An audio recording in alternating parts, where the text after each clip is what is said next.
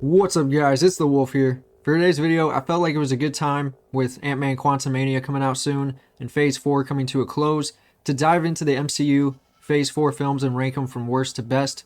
Let me know your top movies in the comments below. It'll definitely be interesting to see what you guys think. Anyway, let's get started with my least favorite MCU Phase 4 film at number 8, Black Widow. Honestly, don't know what to say for this film. They really botched Taskmaster at the end. The film seemed to really rely on Scarlett Johansson's family more than the Black Widow character itself. The movie made for some easy action, but at no level expanded the MCU or the Black Widow character, so at the end it kind of felt a little pointless, and with them botching the main kind of like plot twist villain at the end with Taskmaster, it was kind of just, I don't know, it just didn't seem like it packed a punch, you know? Next at number 7, we have Black Panther: Wakanda Forever. This one, it just didn't do it for me. You know, I love the Black Panther character in the comics, and, you know, obviously the last movie was pretty good. You know, I didn't think it was the greatest, but, you know, it got the job done. And, you know, Shuri, she just didn't fill the shoes, in my opinion. You know, with the movie mostly focusing on Namor for the majority, you know, Black Panther really wasn't in the movie until the last 25 minutes or so. You know, with so many plot holes and irritations, for example, Ironheart being included for no reason out of the blue, you know, it just wasn't what I wanted out of a Black Panther sequel, but under the circumstances, there really wasn't much we could have done anyway, you know, unless they would have aged the child, you know, till he was like in his teens and maybe have a younger Black Panther, and that honestly could have done better than Shuri, if I'm being honest. I just didn't like Shuri. I didn't really enjoy her in the first movie, to be honest. She was kind of corny, a little cringe at times, you know, but I don't know. Hopefully with the third, we can give a new Black Panther a try at the helm and see what happens. We'll just have to wait. Here at number 6, Thor: Love and Thunder. This movie, I didn't really, you know, I was in the minority with this movie. I didn't hate it as much as other people did, but, you know, the Marvel community tore this apart, tore Taika Waititi apart, you know, saying how, you know, he did pretty well with the last one, the Thor Ragnarok, but this was just, it was too cheesy, too slapstick. You know, I can admit I wanted more from the God Butcher, but I'll say when Christian Bale is on screen, he kills it. It's just, you know, it's far and few between. Thor, on the other hand, is yet again the bunt of half the jokes throughout the movie, with some, you know, coming off well and others just irritating my soul after the third or fourth instance.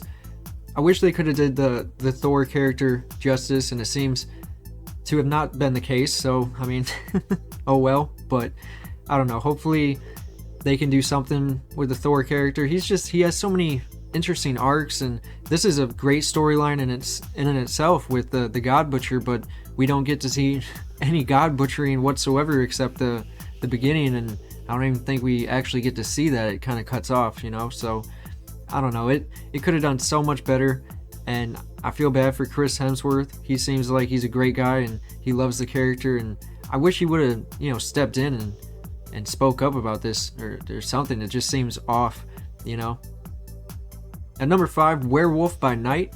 I'm only counting this because it was a special presentation that was, you know, a solid standalone project for me personally. So, you know, wanted to include it on the list. Seeing that a lot worse is here. The special is nice. I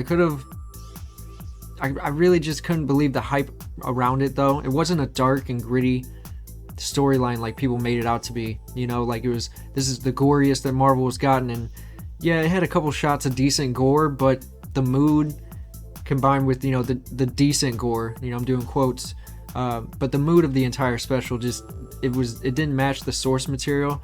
You know, with Man-Thing being a horror take on Groot at this point, kind of just ruined it for me. I was expecting Marvel really to push the R rating in preparation for the darker Marvel films to come, but I don't know if they're actually going to come. At this point, are we going to get Ghost Rider? You know, is the Thunderbolts, I think that's going to be PG-13.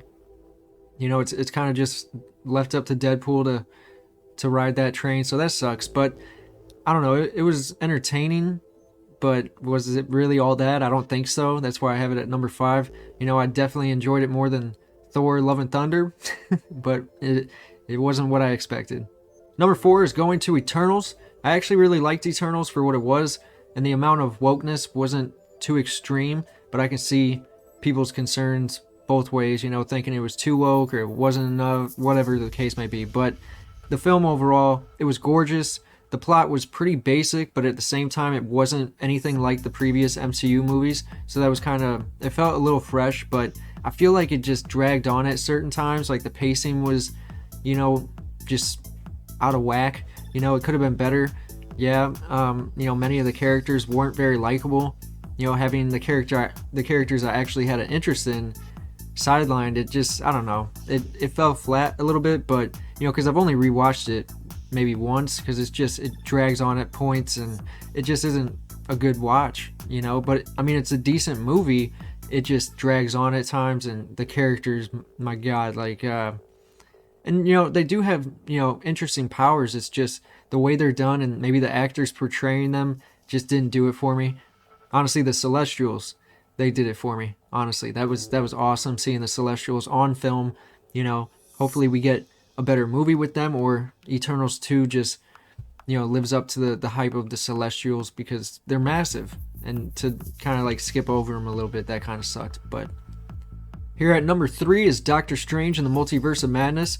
The hype train just killed this movie for me, and I feel like a lot of you guys as well. I guess it's my own fault, but with the title In the Multiverse of Madness, I expected to see the multiverse in its entirety. You know, I mean, this is your opening to the multiverse saga, you know, really introducing it to the public. Theaters are finally getting going, and in the end we get a mumbled montage of different dimensions, and oof, they're in another timeline for the rest of the film. So I don't know, it just, I feel like we could have seen a lot more. We could have dived in and shown off some more of the X-Men characters that could be coming in Secret Wars, you know. So I don't know, they could have showed Tobey Maguire again. They could have did anything, you know, showed Mary Jane from Tobey Maguire Spider-Man, and I don't know, just anything really. I was open to any and all ideas, and we pretty much got nothing. You know, we did get Reed Richards. That was, I mean, it was all too short though. The way they did the Illuminati, it was just too short. You had Reed Richards, and then I forget the one dude that she blew up with his voice. I forget his name, but that's pretty much the only two characters that interest me. I mean, yeah, you had Xavier, but he was tossed around like a bitch in his head, so that was really just devastating. I'm like, I wanted to see that battle, you know, between Xavier and Wanda, and it just didn't happen whatsoever. Wasn't even a battle, so that was disappointing. I'm trying to think of the other characters. I know I don't care for Captain Marvel at all. There's another one I feel like, but I'm blanking right now. But yeah, America Chavez as well, or America Chavez. She was not convincing. She wasn't a fun character, not very likable, if I'm being honest. You know, it was a fun watch once, but it was nowhere near what I wanted. I don't think it was what a lot of people wanted, and with the title, it was like a bait and switch film, which is just that is just not acceptable for Marvel. Usually Marvel hits it out of the park every time, and this is just disappointing. At number 2, with a surprise hit, actually, Shang-Chi and the Legend of the Ten Rings. It actually impressed me. You know, I mean, it did have its slow moments, although, but the build up to the epic fight at the end was totally worth it. You know, did it have its cringy moments? Sure, but overall I enjoyed the experience in general, and it wasn't a bad time. I do like the inclusion of the character into the Young Avengers, and just trying to see where it's going to go with the sequel, and just the concept of the Ten Rings and the terrorist organization that, you know, goes along with the title. So I don't know what they're going to do with it. He seems like a decent actor. I know he talks a lot of shit on Twitter, but nonetheless, he is a decent character in the MCU now, and it wasn't really terrible. I went in with low expectations, and I came out with a decent movie experience. So what can you say? What can you say? The number 1 Phase 4 film of the MCU for me, and I take it for many of you as well, Spider-Man No Way Home. This recent trilogy of Spider-Man has been a love-hate relationship for me personally. I was not into Zendaya as MJ. Ned was just not for me. And oh my god, the Flash is now a 5'5" math geek who somehow still bullies Peter Parker. You Some decisions they made just made no sense to me, and killed some of the lovable traits of the character Spider-Man in general, which just sucks. And it's not to say that any of that isn't in this film as well. It sadly is, but the movie is just so damn good and nostalgic that I honestly ignored everything I just mentioned at ease, waiting for all three Spider-Man to be on the screen at once. And let me tell you, when it happens, it's cinema gold. It's just fantastic. It's awesome. And to grow up with all of these Spider-Man and they all come together, not to mention the villains. The villains were done perfect. They were actually expanded upon and improved from their actual movie counterparts previously. So, and the story wasn't a mess. It wasn't paced wrongfully. It was a great movie. And at this time, I do believe it's one of the few MCU Phase 4 films I own, next to Multiverse of Madness. So it's a good time. If you haven't seen it, you have to see Spider-Man No Way Home. It's probably one of the best Spider-Man movies and Marvel movies in general. It's a good time. It's a little long, but it's totally worth it. And let me know in the comments below what your top movies were from Phase 4, what your favorites were, what your most hated films were. I'm curious. I want to know. When it comes to the MCU TV shows from Phase 4, honestly, I wasn't really into most of them. I watched them all. They were all watchable, but besides Miss Marvel and She-Hulk, that's probably the lowest that they've went so far. But for me, Loki, Hawkeye, and Moon Knight stood out for me personally. With those characters, and just the plot lines were pretty solid. With Loki introducing Kang, Hawkeye kind of like passing the torch, which kind of sucks. Hopefully they don't actually make that a real thing. I love Hawkeye. Moon Knight was a character I didn't know too much about, so going into that was interesting, learning a little bit more about Moon Knight, but I don't know if it really served the character justice from the comics. It really wasn't as violent as I was expecting, but it was a good time overall. With the other shows, with the more established characters actually not being able to hold their weight an entire season, begging the question, should some of these have been special presentations, with the WandaVision and the Falcon and the Winter Soldier? Could they have been done better if they were just like maybe 2 hours, or not even, maybe like an hour and 20 minutes or something like that? Kind of condense it.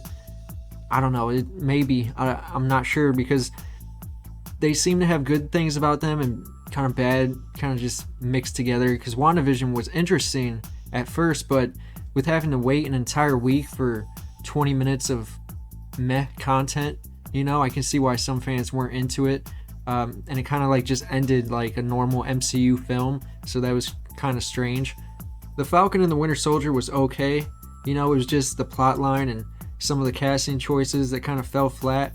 And yeah, Bucky should have got the shield. With the super soldier serum, it just made more sense for me. But whatever. Let's see if Anthony Mackie ruins another franchise like he did with Altered Carbon. I just got done watching that, and that's like night and day on performance. So hopefully he can make Captain America watchable, but I don't think. It made more sense with me with Bucky, and I never actually traditionally was into the Winter Soldier character, but he seemed to grow on me, and then right at the end he just got sidelined, and Anthony Mackie is now Captain America, so that kind of sucks, but whatever. What else? Yeah, you had What If. That was a dumpster fire. After growing up with the What If comics, I imagined they were going to take the comic and morph it with the Marvel team-ups, but instead we kind of get this alternate convoluted story instead of a different short alternate world every week, so that's, I don't know, it wasn't what I was expecting, and I was actually really excited. My Marvel excitement has died this year. Like last year I still had faith, but this year it's gotten a little stagnant, and so I'm not even hyped for season 2 if we ever get it. And then Miss Marvel and She-Hulk don't even deserve my thoughts. Honestly, I think I lost more brain cells watching those shows than my entire youth put together, if that's saying anything. It was just I don't even know how to describe them. They're not good shows. They're just not they're not entertaining. They're not just bad comic book adaptations. They're just bad entertainment in general. They're just not good. So But yeah, let me know in the comments below what you guys think, what your top listings are for the TV and the films. I know I talked more about the films. I just don't have a lot to say for the TV shows. You know, they just were done poorly. They were like mini movies, you know, and then the movies weren't that good type of scenario. But yeah, let me know in the comments below what you guys think. Don't forget to like, comment, and subscribe to join the Wolf Pack. Peace. Yeah.